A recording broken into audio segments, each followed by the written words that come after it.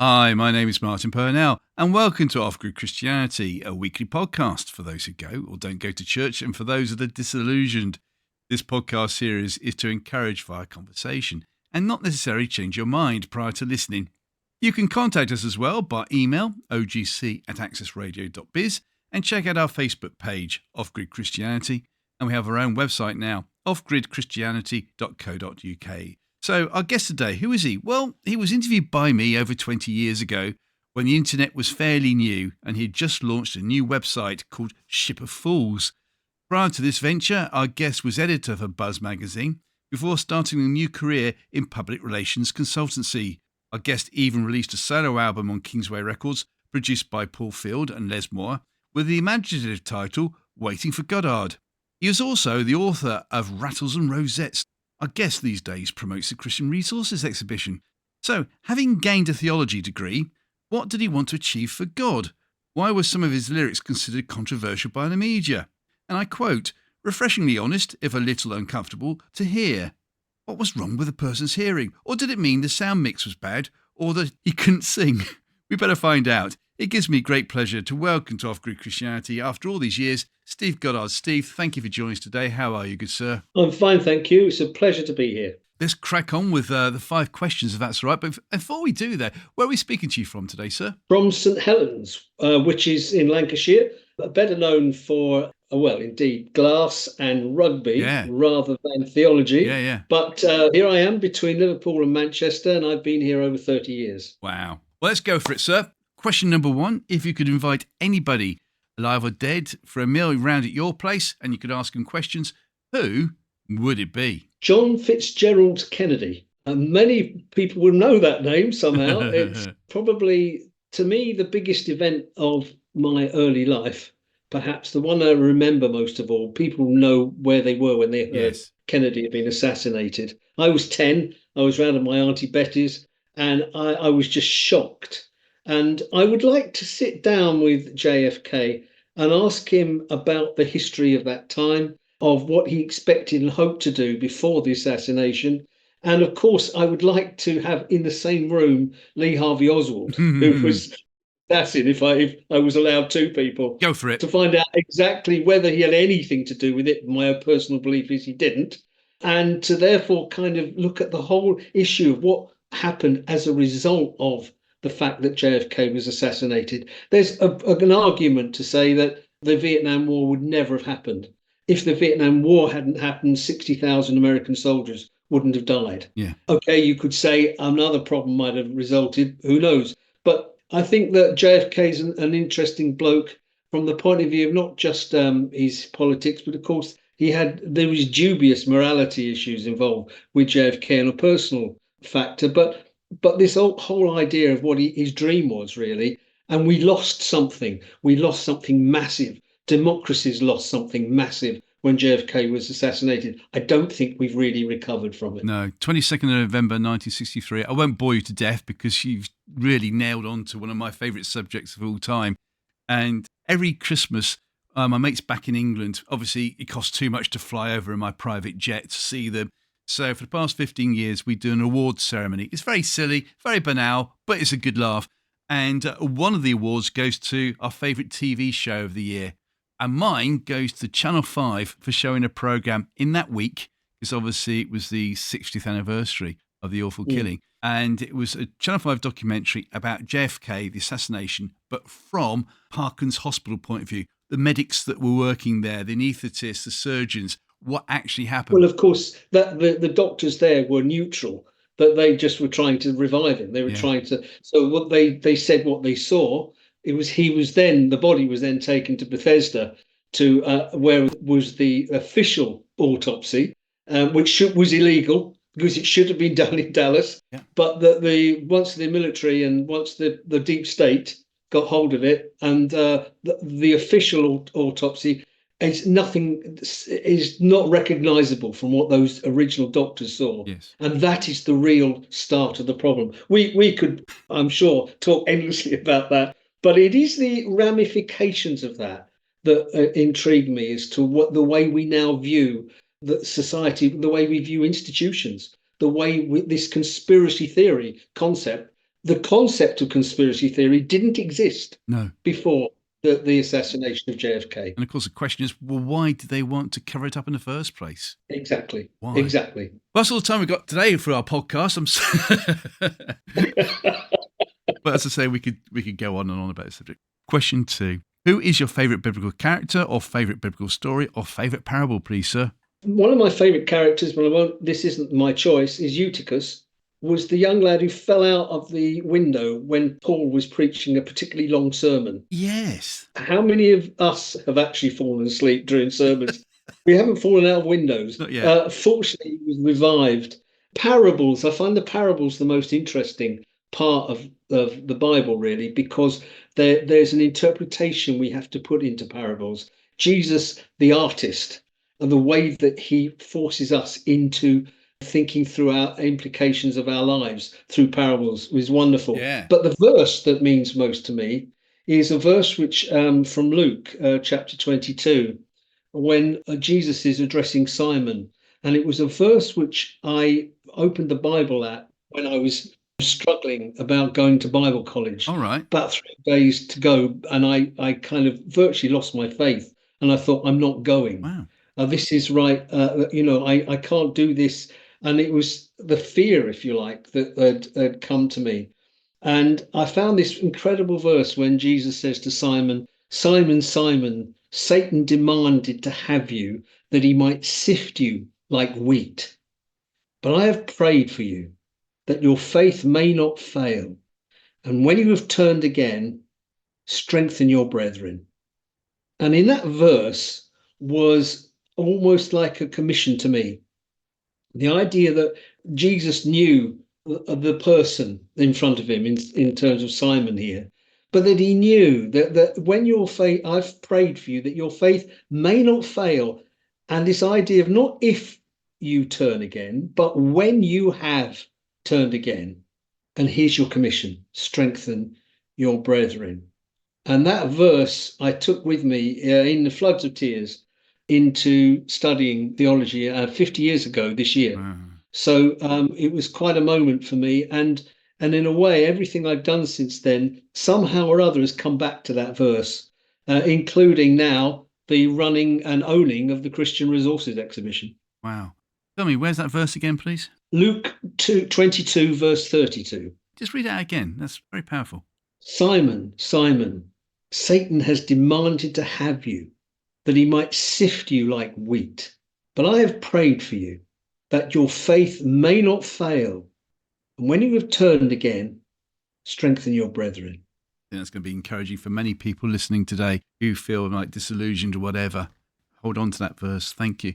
Question 3. If you were Prime Minister for the day, Steve, and could change any law or impose a new law, what would it be? Well, I think I'm talking right up to date now, and I'm thinking about the women against state pension inequality. Ooh. I mean, the whole the WASPy women who've been fighting for thousands upon thousands of women who were blindsided by this removal of this state pension age from 60 to 66. Yeah.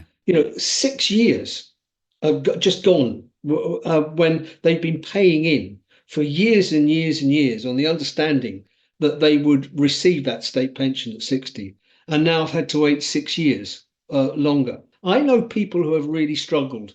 Their argument is that it's plunged tens of thousands of people into poverty as a result. And I've seen that in some people still working when they shouldn't be, just because they have to.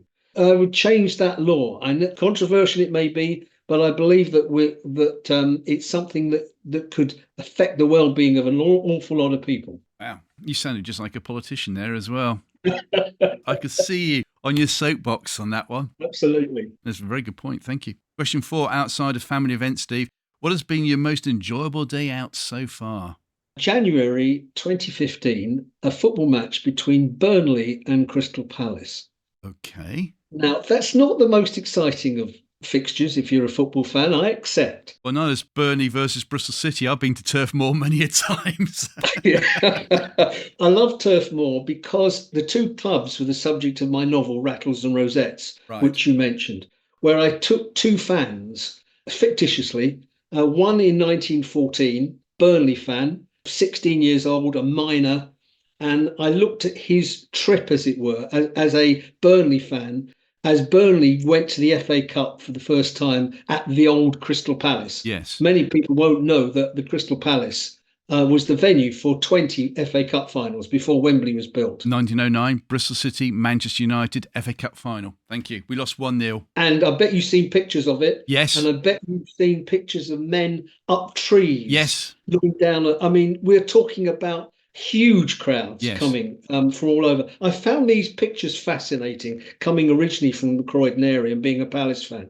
But to see these pictures, the idea, the FA Cup, the famous old cup, and these people coming from all over the country, sometimes horning their sideboards, horning their double beds in order to raise the money down to the Crystal Palace to see their first time they'd ever been to London. The only time many ever were able to afford to go to London to see their team play. Yes. I got fascinated by this.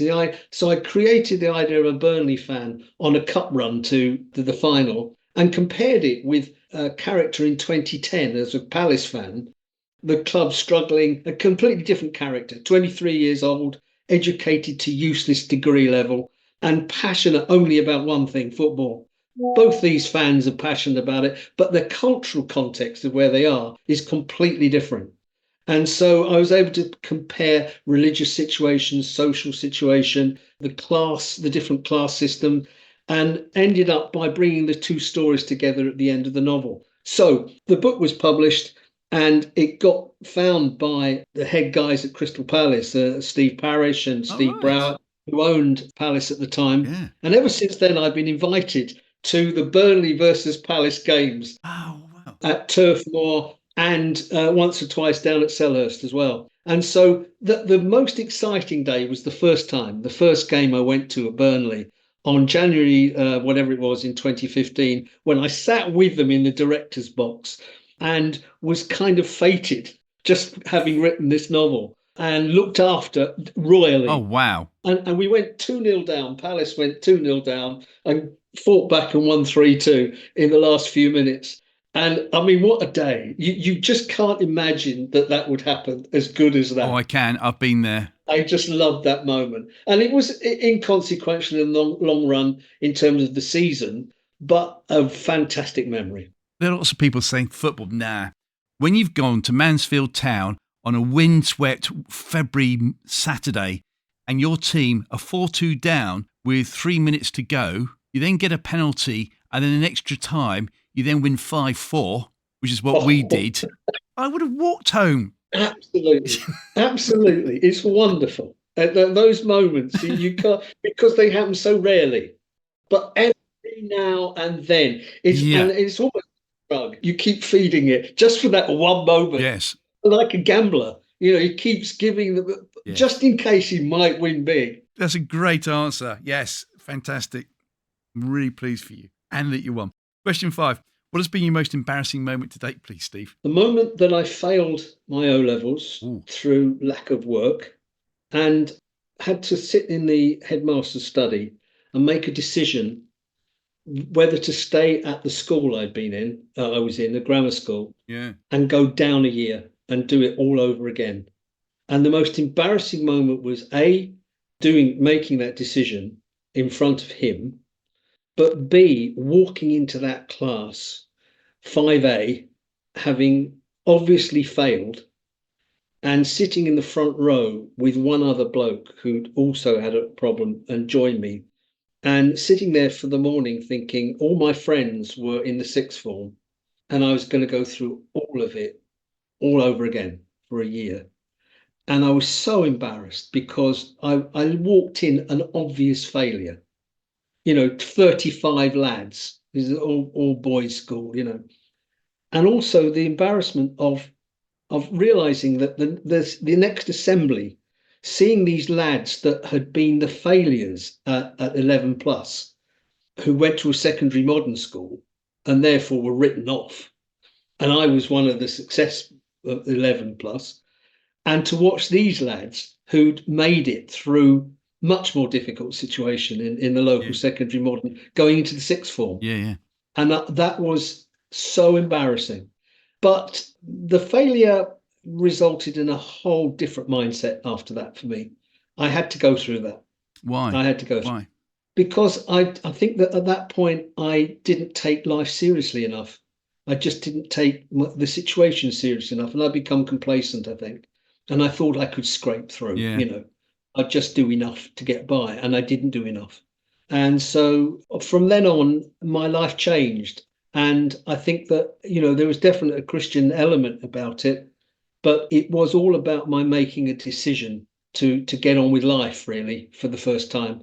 And I'd been protected from that somehow, Yes. by just about getting through. I'm sure people listening today can identify with that. And one thing I would say from my life to date is a classic quote from, and it's either Mark Twain or Winston Churchill. This is Winston Churchill, and that is, never give up, never, never, never. That was the total sum of his speech. And he sat down at his school. They were expecting like a half-hour speech from his greatest orator. And that's what he said. And it's the same thing with you. Yeah. You could have done something about it, or you might not have done something about it, but you decided to swallow pride and everything else like that. No, I totally get that. Thank you for sharing that. Yeah. Thank you. Well, let's move on then, Steve, if that's okay. After all that, from 5A, why do you then want to go and study theology? I just found the words. Music was a massive part of my background. My family is musical. I had an uncle who ran 6 different bands in the Croydon area. I never met him, but he was clearly very motivated. And I found that the music, almost like I found a much closer relationship with music that spoke of eternity. There was an exciting move in the 60s where Christian bands were beginning to come together, and they was speaking of religious things and spiritual things that made sense to me. And I became excited by the Jesus movement in America. That interested me and intrigued me. This was not just the rather po-faced Anglicanism that I'd been brought up in. I'd been a choir boy and I'd gone through. I came from a family of God botherers, and it sort of, that didn't mean anything greatly to me. But I then went to the Billy Graham Crusades in 1966-67 in London. And my mum and dad were in the choir, the 2,000 strong choir. And I felt for the first time saw religion as theatre. This idea that Billy Graham was, that first night in 66, he was going to call people forward for conversion. This won't happen. Nobody's going to go forward. You don't do this in Britain. This doesn't happen. I was probably 12, 13 at the time. And suddenly all these people started to walk forward to the front. And this was pure theatre. It was astonishing. And it touched me.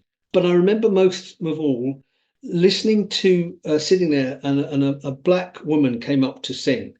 And she was in her 60s, and her name was Ethel Waters. Okay. And she was a famous singer from America. I knew nothing of her. Or me. And she started to sing this spiritual in a style that was, it was beautiful. Somebody Bigger Than You and I was the song. It touched me at a real deep level. And I realized that all of these things combined into an emotional thing. And I started to read the scriptures again for the first time as simply Jesus, almost, rather than all the superstructure of religion.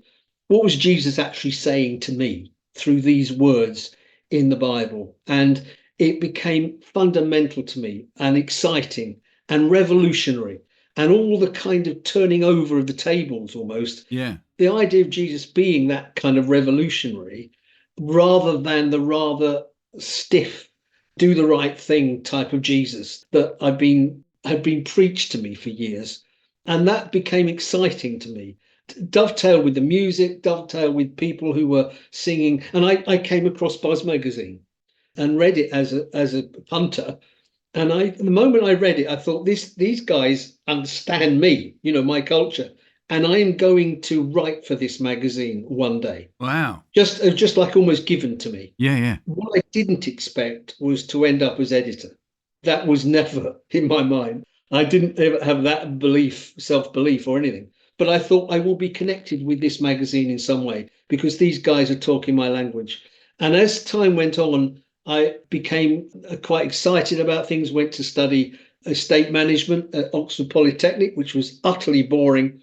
And because it was so boring, it was like, okay, what are you going to do now? Okay, you've been told to get on and do something in this world of the church. And I had to come to terms with, I didn't know what it was going to be, but I had to go somewhere and study. And I, through some fantastic people, they directed me to the London Bible College and now the London School of Theology. And that was 3 wonderful, fantastic, exciting years of, believe it or not, studying Hebrew and Greek and church history and historical theology, which I never ever expected No. to do. But as John Lennon sang in the song Beautiful Boy, life is what happens to you when you're busy making other plans. Very good. Written for his son Sean, if I remember rightly. Correct. Yeah. Correct. Of Double Fantasy album. There you go. Correct. 2 musos getting together. Very sad. That's right. So there you were. And you then went to British Youth for Christ. What happened? Yeah, came out of LBC as was, and I recorded my own album of songs, Waiting for Goddard, and joined up with British Youth for Christ, having spent quite a lot of time over in Holland with Youth for Christ in Holland and touring coffee bars and on an evangelistic sort of thing. Yeah. The whole summer spent in coffee bars in Holland. What was that like? Oh, wonderful.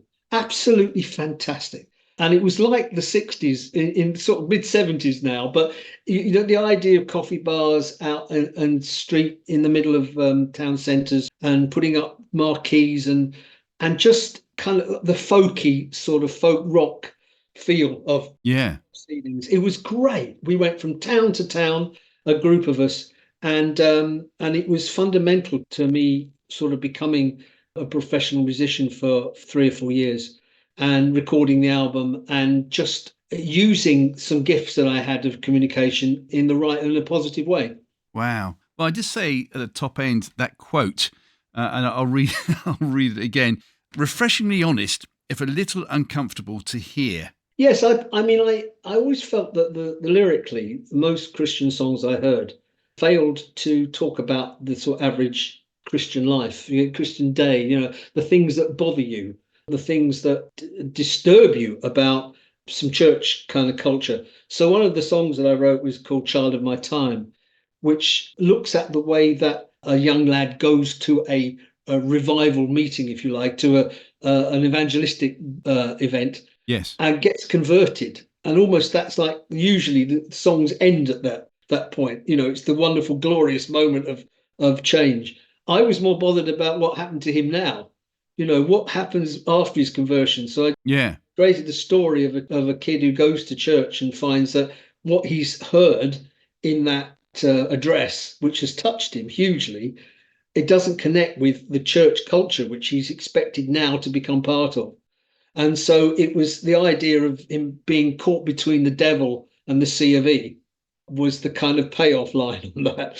And so I was writing songs that were trying to interpret a number of different areas of life, and another song called Propaganda, which I talked about the fact that was I just a hired musician to peddle a way of life, much politically, and what was different between me now singing about this kind of way of life with anybody singing about being a member of the National Front or the IRA or something. Yeah. When I was there to kind of gear it up and then somebody come in and preach to everybody and convert them. And so there was uncomfortable things, but then I think it was also devotional songs too. So people did respond to what I was trying to do because they felt they were with me in that sort of way. Yeah. And I suppose I like to tell stories, and the telling of stories has become part of what I've gone on to do rather than just to knock out songs on a keyboard or a guitar. I want to throw the script out, if that's all right, and go off-piste, if that's okay. Of course. I think the reason why I'm saying that is that talking about yourself in the 1970s, we fast forward 50 years, which makes you at least in your late 40s now. He says, being polite. And I had the privilege of interviewing the other week Wayne Drain from America, who was still is very big over in America for Christian worship and stuff. And he talked about the Jesus movement. So have a listen to that, please. Episode 70. Yes. Certainly. You'll hear more about it. But looking back on it from your point of view, all those years later, here's a man writing a song about a boy going in to church and wanting to challenge the status quo. Other rock bands also available. And looking forward now, what have you learnt about your Christian walk, your Christian faith? And what would you say to that boy that you're writing about in 1970s? That's a good question. I would say certainly things have loosened up. I think there's church is much more accessible. I think there is a less of that kind of stiff upper lip Christianity that was there at the time. And so I'm excited about the fact that there is a looser sort of view, and there is an awful lot of places that are a lot more accessible. I'm not sure, from my point of view, I suppose I would say that from my angle, I've learnt that I haven't got the answers to the questions. What I've developed over the years, I hope, is my questions are deeper. What I mean by that is that I've stopped trying to find the answer to everything. I've given up sort of wrestling with certain things. Why? Because I believe that Jesus actually didn't give us the answers. He asked questions all the time. I mean, there's a brilliant book by Conrad Gempf, which I recommend, called Jesus Asked. And he looks at the reasons why, or looks at I think there's over 80 questions Jesus asks in the course of the Gospels. And all the time he is asking about me, he's asking about the person in front of him, the basis for their thinking, rather than the answers to your life. You must find the answer to your life your way. There's a democracy about that as well, rather than an autocratic thing going on here. That Jesus does an awful lot more in terms of the parables I mentioned earlier. He invites us to find for ourselves what this parable means to us in this situation, almost existentially.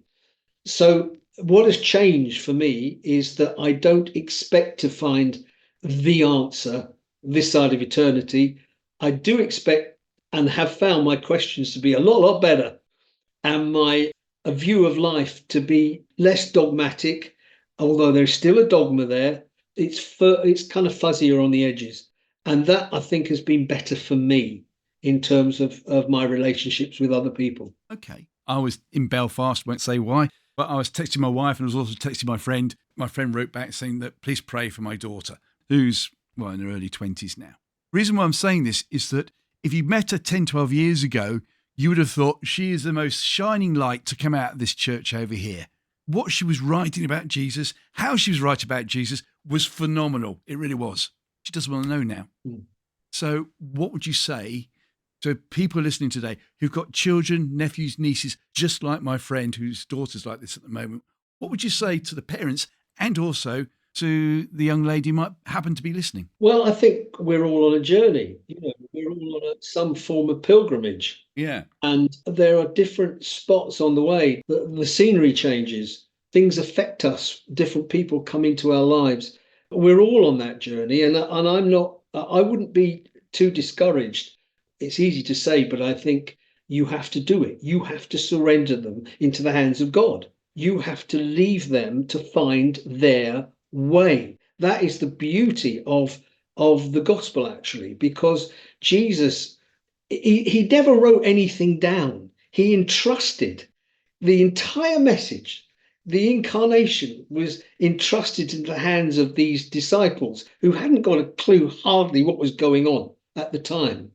So if Jesus was prepared to trust the disciples with this massive message, can we not entrust our loved ones into the hands of God to do with them what he sees fit and to take them on that journey and see them through to the end? If we don't have that sense, then we don't have faith. And that is, to me, faith is letting go as much as it is loving. Wow.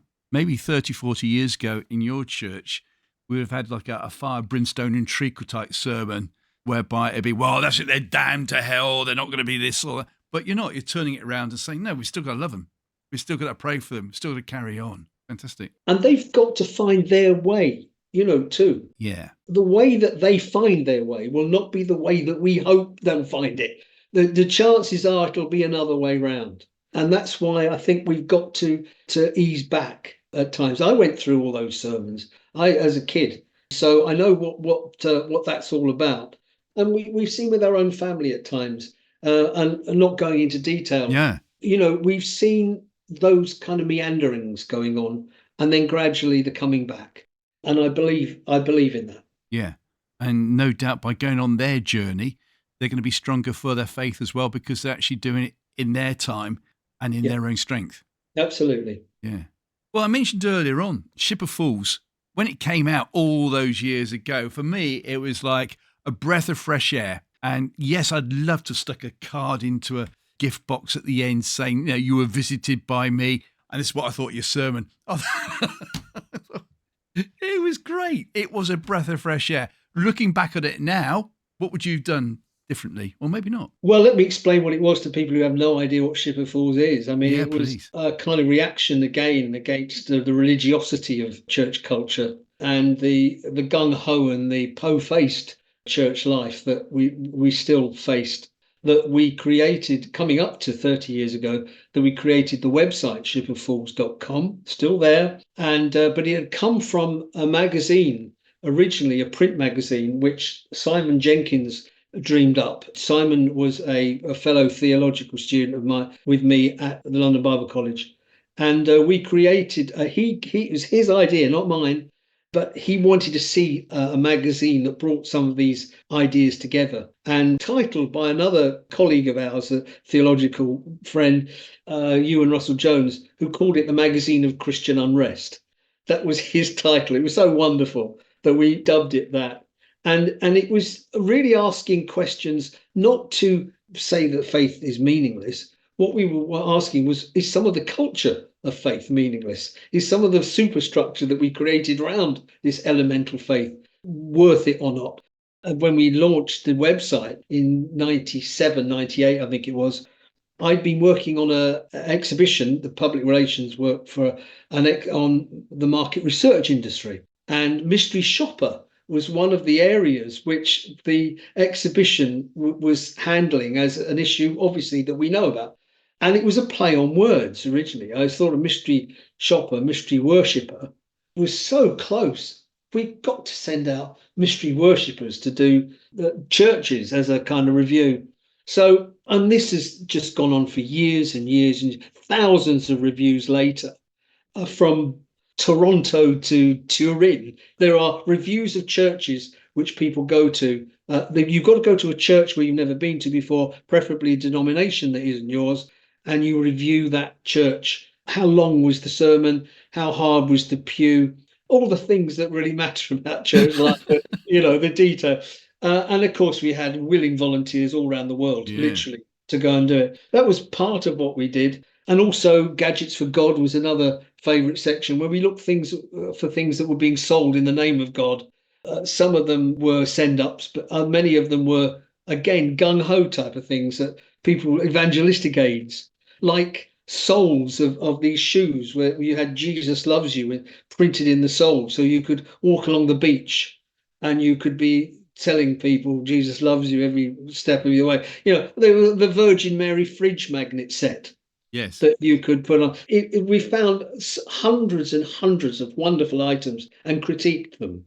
So Ship of Fools, and then a community was created, and we now almost take these communities for granted across all sorts of different areas of life. But at that time, we had no idea what was really just a kind of a glorified at the time magazine online rather than in print.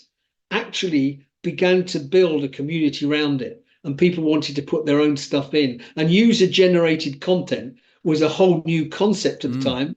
But this community built from nowhere into thousands of people who joined in on bulletin boards and created their own subjects for discussion, and onward and upward. It was unbelievable. And it was at the point when the web was taking off massively anyway.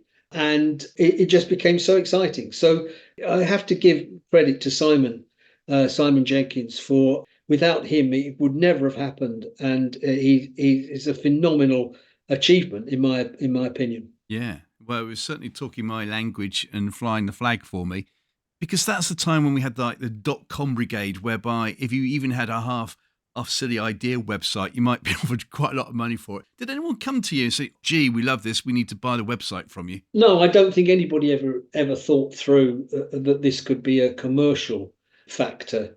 We declined to even approach it in that way too. We had an opportunity to take funding at one point many years ago, but we just felt that we would be stepping into a whole different ballgame with advertising. I mean, long term, it would have survived probably in terms. It is still there, but it could have developed hugely with Yes. income, with a regular income. But we just felt that we would be going potentially down the same line that so many other magazines or outlets. We were in danger of not being able to critique anymore, because we were now part of the institution, Yes. the commercial institution. And we wanted to avoid that. And I think that's why we've never got any bigger, because you need, at some point, you reach a point where, are we going to expand and take the world on, or are we going to stay a little niche? And we stayed a little niche. Why? I think for that reason. I think there was a purity angle about it. We didn't feel we could critique things when we were part of it. We couldn't critique the commercial aspects of Christianity, and a lot of the fundraising and the begging letters and all the stuff that goes on. We couldn't critique that and do it ourselves. As you know, we met 30 years ago, so it's great that our paths have come back again, even if it's just for today. But one thing that I've seen, and that really hurts me at times, is that people can be in Christian ministry, and eventually there is this decision whereby, do they continue walking the fine line, whereby they're trusting God for the money to come in, whatever, or do they wait for a big business to come in? And I've seen it time and time again, whereby I think, no, we'll go big business. And what I think happens is that instead of putting God first, you're actually putting money first, and then God. What do you think? Oh, it's easy to do. I mean, let's be honest. I mean, I'm not fully out of this scene in the sense that I worked in public relations for years as a hired hand, promoted all sorts of organizations, and kept body and soul together. But, several years ago, I had the opportunity to purchase the Christian Resources Exhibition, which the Bible Society at the time had decided they didn't want to carry on with, and they were either going to close it down or sell it. And then my wife and I had to make a decision as to whether we wanted to take it on ourselves, because nobody else showed nobody followed through. Yes. There were a number of people who showed interest, nobody followed through. We were prepared to follow through. So while I kind of say, yes, the commercialism is a problem for Christianity, the commercialism on the other side is, the moment that you take something on, you're taking on a responsibility. Yeah. And so the moment that we bought the exhibition, we had to basically fund it ourselves, and we've had to make a go of it without a fairy godmother to bail us out. So, we've deliberately kept ourselves independent of any denomination. We've kept the exhibition as free from supervision in terms of that would affect us commercially and theologically even. It's a very hard thing to do. In fact, the weird thing is, we bought the exhibition in 2016. 4 days after my wife and I bought it, I was offered by a secular exhibition company. They wanted to buy it from me. Wow. And to keep me on board as well as the figurehead. But they would own it, they would run it, and they would pay me a really good salary. And therefore, this looked like the perfect solution. Yeah. And I went home and I was in a bit of a daze, because I didn't expect this.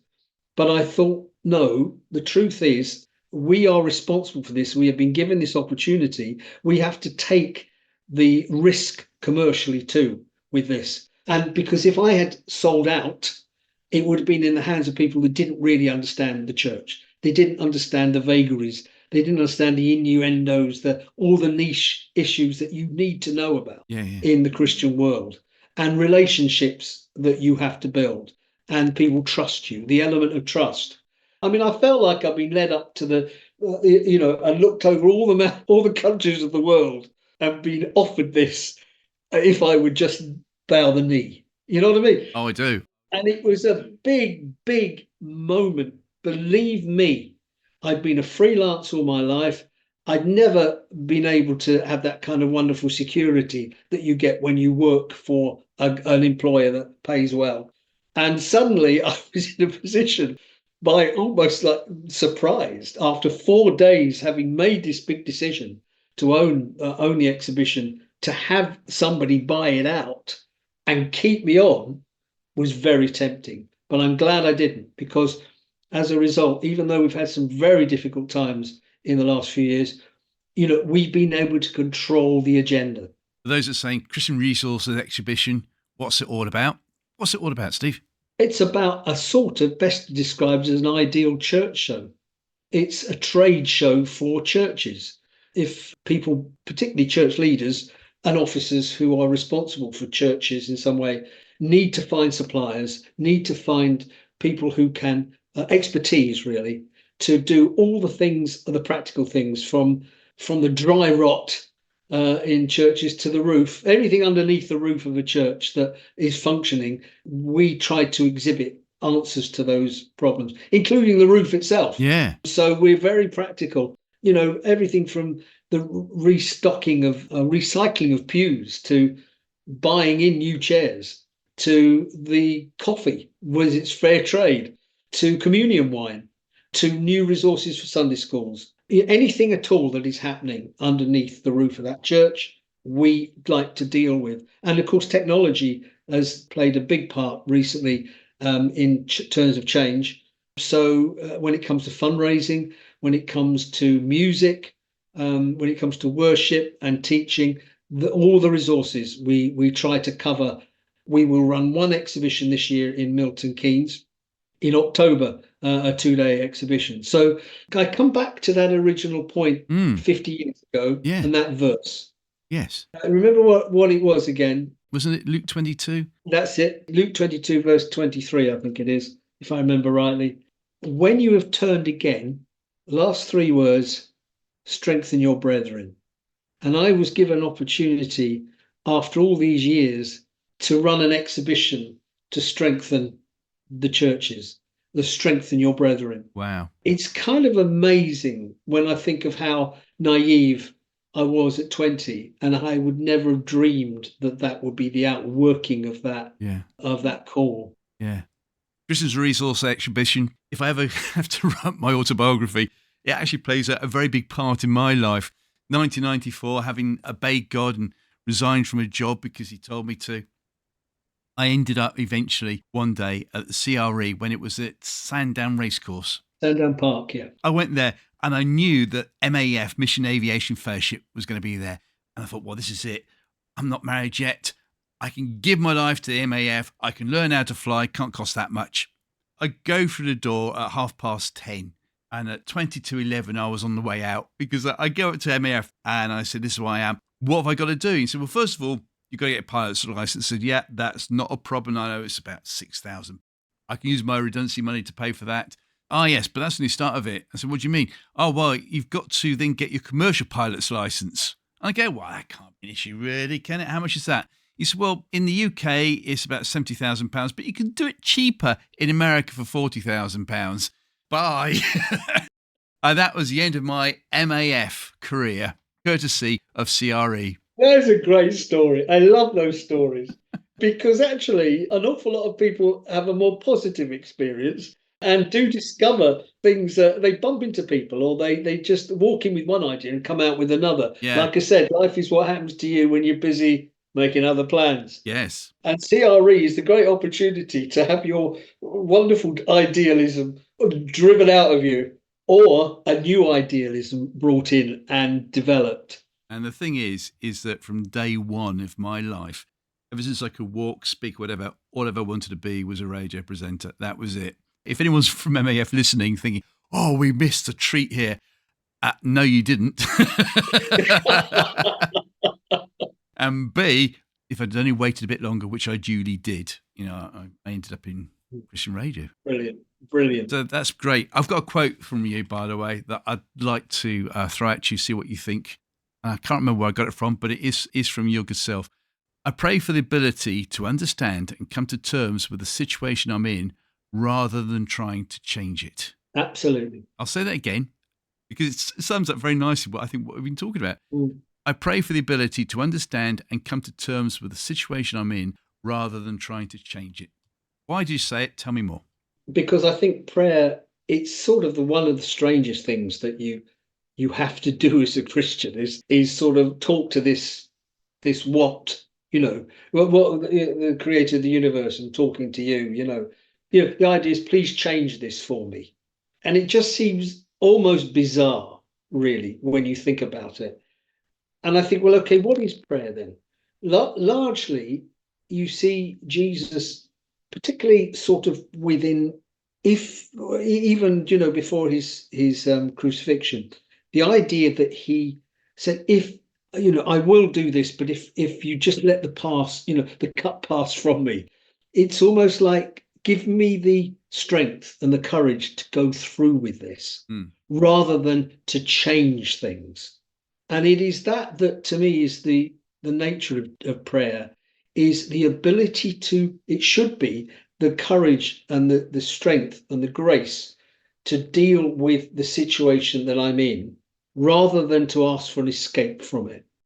And that to me is a far more important way of thinking of prayer than just changing things. And I struggle with it like anybody does. And I struggle with faith generally. I mean, people say, do you have any moments of doubt? Well, I have moments of faith. Okay. Because to me, I live in that world of where I have a residual belief, but my faith doesn't always resound. I have moments of intense faith, but I have moments of doubt as well. I feel doubt.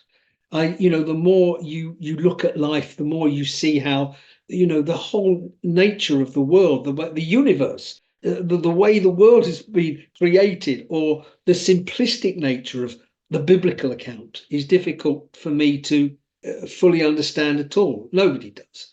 And so therefore I can't say, oh, it's easy. It's yes, for the moment that I was converted, I have no great moments of doubt. I have moments of faith. And I stick with those and I thank God for them. And I move through life with those moments of faith supporting me.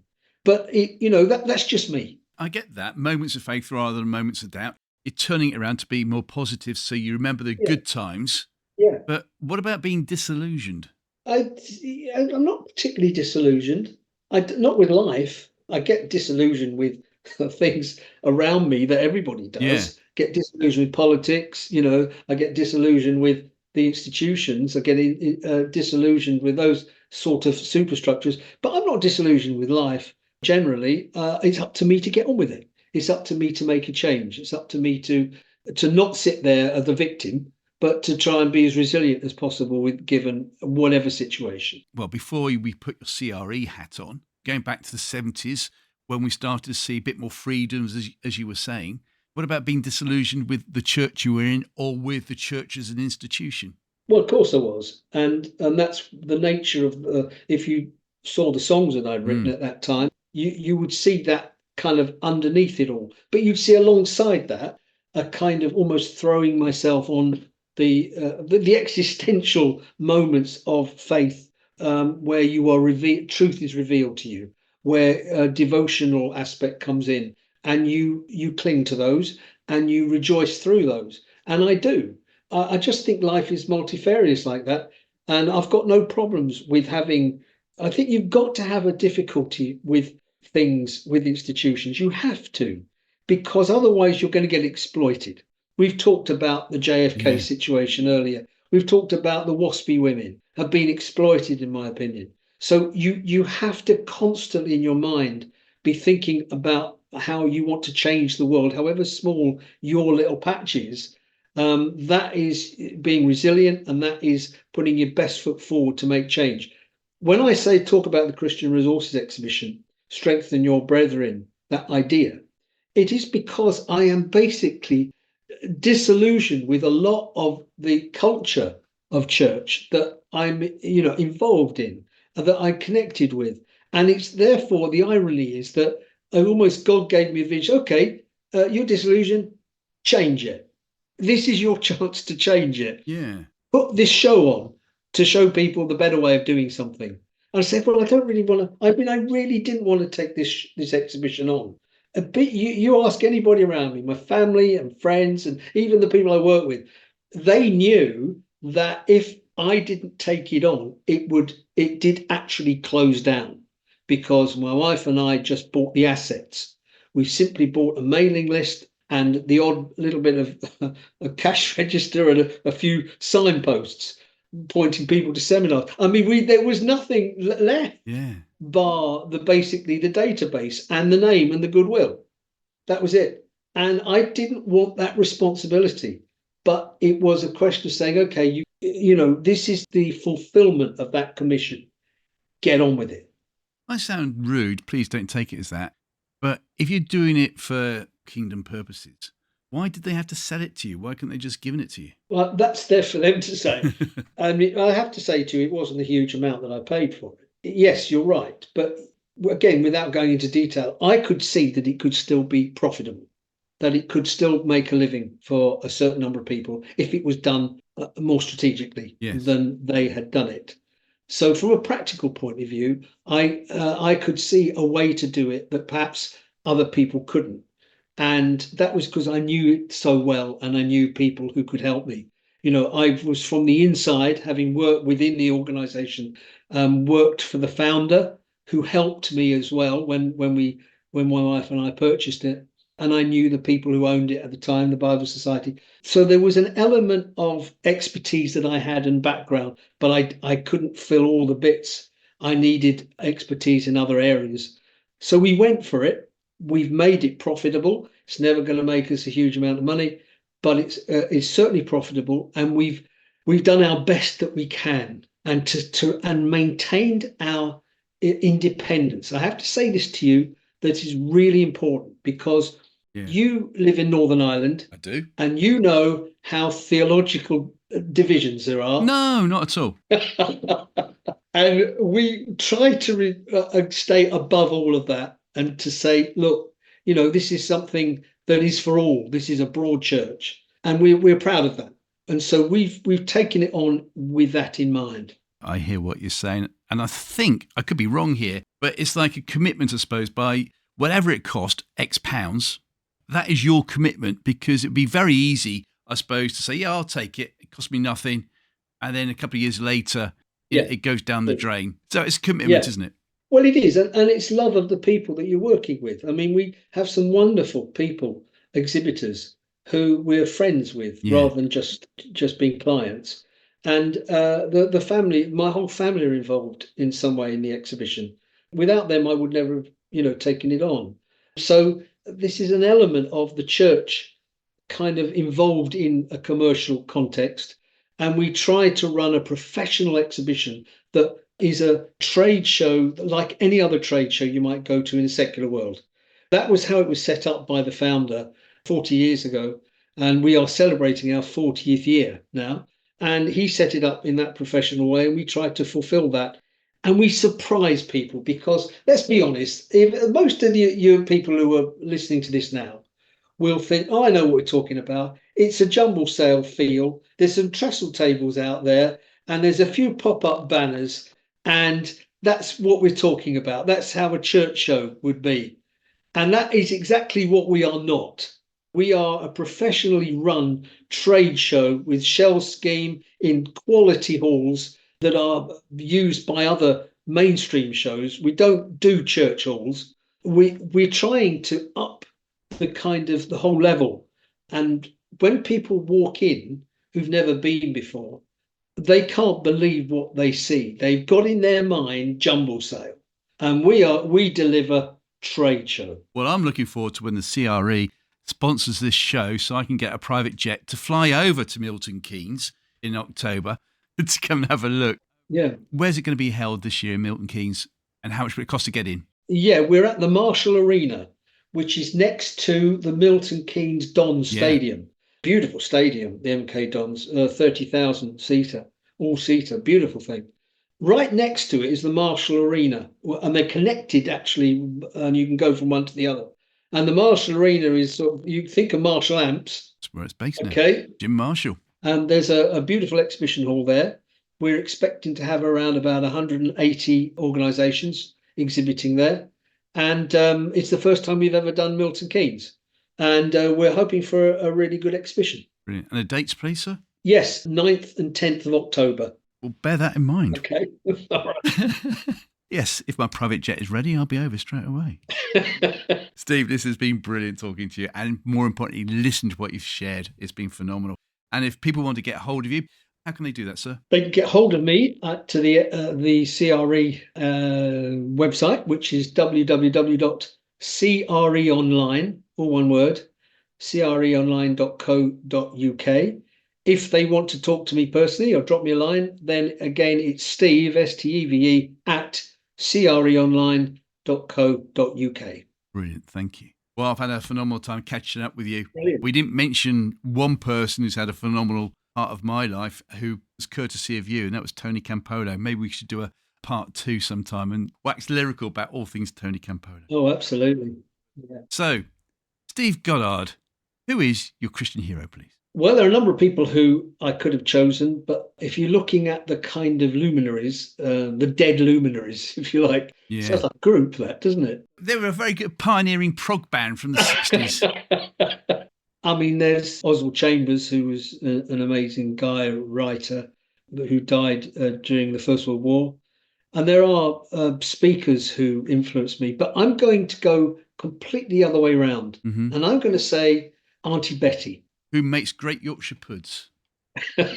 Well, my Auntie Betty, you know, they say if your Christianity doesn't work at home, don't export it. I've never heard that expression. Have you never heard that? No, it's a brilliant expression. Tell me more on that, and then we'll come to Auntie Betty. Yeah, there's an argument about the fact that if it doesn't work at home, your Christianity, don't go telling people about that you need to get converted to this faith, this way of life. Because unless it works at home, you're living a lie.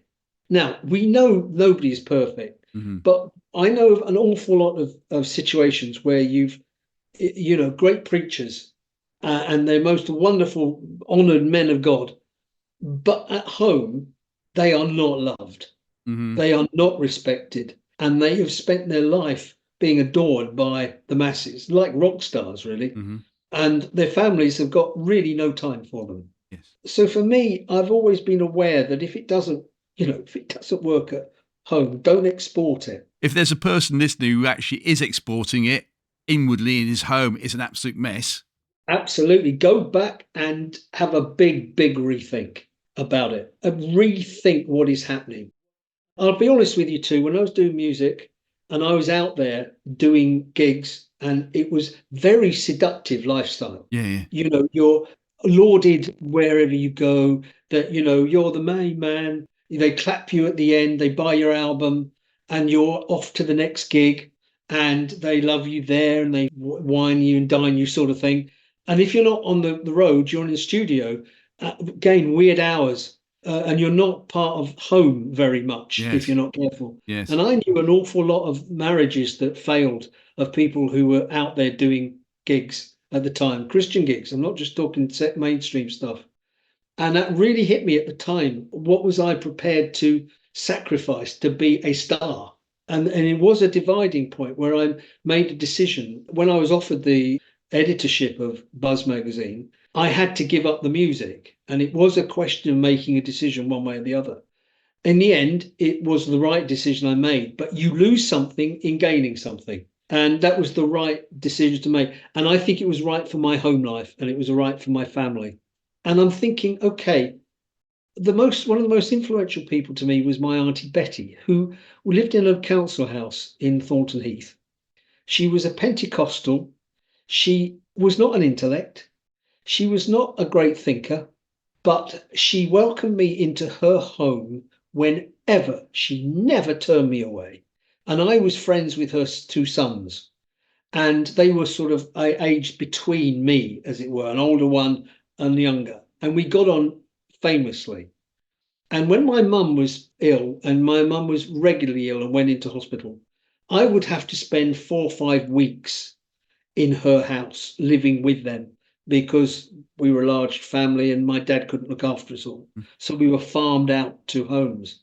And Auntie Betty always willingly had me in her small council house in Thornton Heath in Croydon, just down the road from Selhurst Park, I might add. And her life, it spoke of Christianity working at home.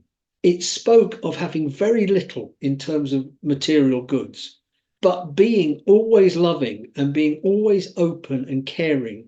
And I would hear her singing in tongues sometimes. Yeah. I didn't know what it was, but that was what Auntie Betty did. I could feel a love coming out of her to her family, however much we wrecked the living room playing kind of hand football between the sofas for hours on end, with the bottom of these two settees being the goals. When it was raining, we couldn't get out.